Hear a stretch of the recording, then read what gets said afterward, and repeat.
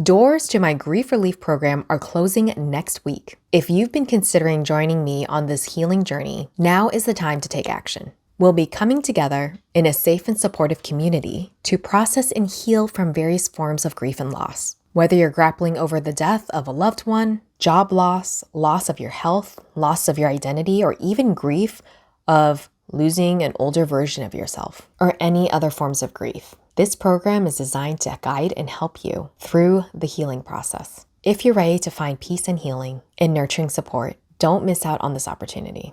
I'm here to help you feel less alone. To learn more and sign up, visit thehappyhealingshop.com/grief. Again, that's thehappyhealingshop.com/grief.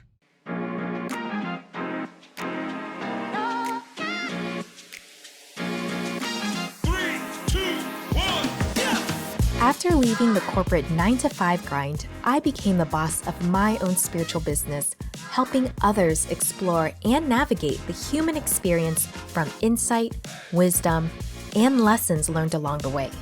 Today, I help aspiring spiritual entrepreneurs gain the confidence to share their gifts with the world. Welcome to the Happy Healing Shop podcast. I'm your host, Trang Pham Nguyen, and each week we'll dive into incredible stories of strength, resilience, and transformation. So, if you are ready for some serious breakthroughs, laughs and tears, and stories that will inspire you, you are in the right place, my friend. Let's get started. Welcome to another shorty episode. I am talking today about, all the feedback that I've been getting ever since releasing content about my experiences of going through many forms of grief in life. So in this episode, want to take time to read some of the messages I've been getting. And it made me realize how many people have been suffering in silence, or how many people have been feeling alone. I posted a video and asking people what is something they wish people knew about grief. And Crystal Blue here writes that you don't have to be bawling all the time to be hurting so bad that you can't focus. Rose writes, grief comes in waves and you never know when it's going to hit you again and again. This is the one writes, it gets better with time. And that I can attest to. I also have one of my video editors write, I hope you don't mind me saying this. I really appreciate getting a chance to listen while editing to these video podcasts that they edit. A lot to relate to. Thanks for sharing your story.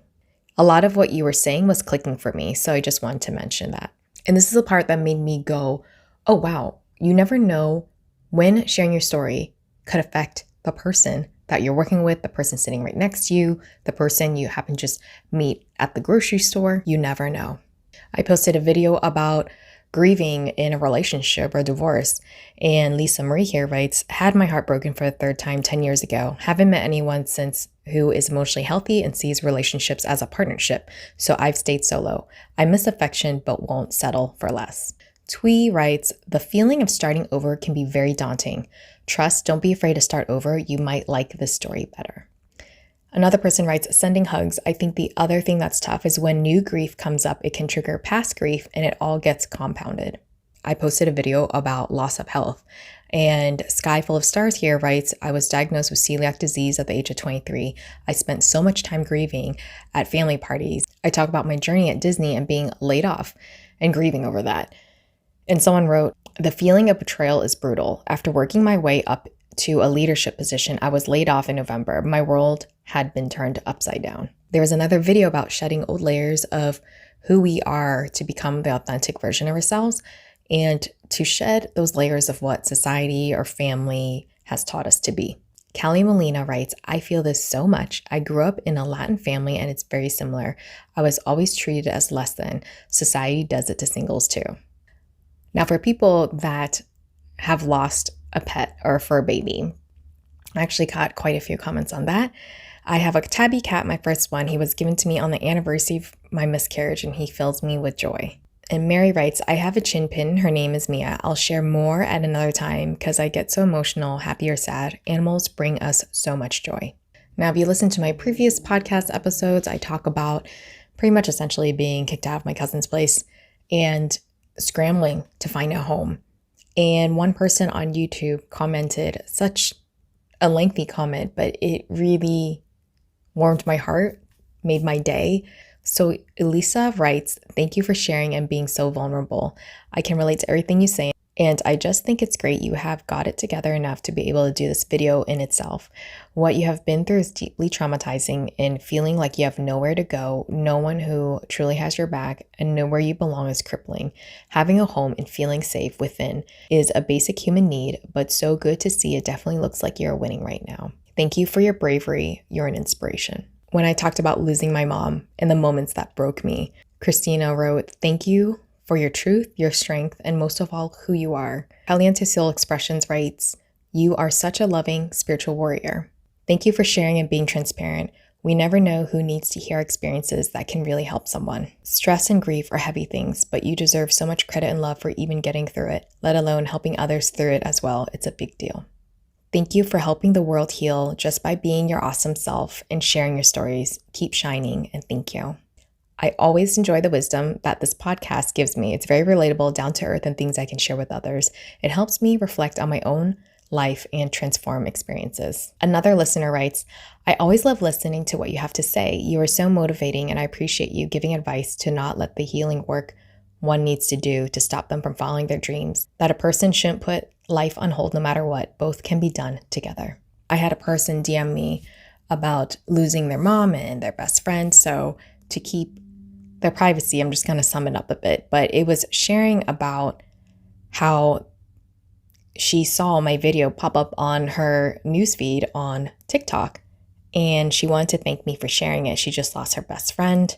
Her fiance is about to lose his mom, and she lost her mom 14 years ago, and they gave probably too much anesthesia, just like how what happened to my mom, and that's how our moms didn't make it. This person wrote they're sorry for sharing so much, and that they usually don't send messages and barely ever post their own videos on TikTok, and felt compelled to just reach out to me. And I'm so thankful to have seen your video. There was also an episode where I talked about travel, and someone here wrote, "You have no idea how much I need to hear this today. My company is going through layoffs, and I've been contemplating on leaving. Your message was another sign to me, confirmation that I need to leap." And that's the thing. We don't know who our message touches. That is the power of sharing our story, our journey, or experience. To be honest, when I started doing this grief series, I thought to myself, like, I don't know if anyone is going to not really resonate, but really care for it. I'm putting my heart out on the line and telling pretty much really what's going on in my life.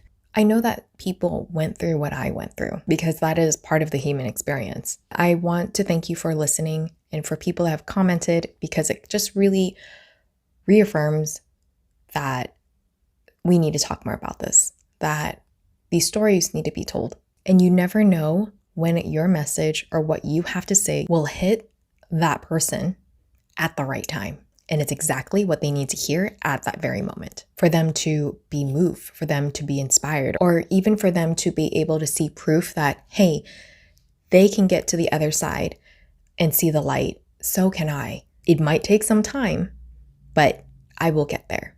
So I hope you know that your experience or whatever you're going through life might seem like another day to you. But when you share it with people, you never know what help, resources, or connections that can help you during whatever challenges or difficulties in life that you're going through. So again, thank you so much for listening, for commenting, for showing me that my story needs to be told. Thank you so much for joining me along the ride. And if you enjoyed this episode, make sure to rate it 5 stars on Spotify or Apple. Until then, always remember to shine your light brightly and to share your story, because you never know who it can help, give hope to, or inspire to create a change in their own world. Thanks for listening, and I'll see you next time.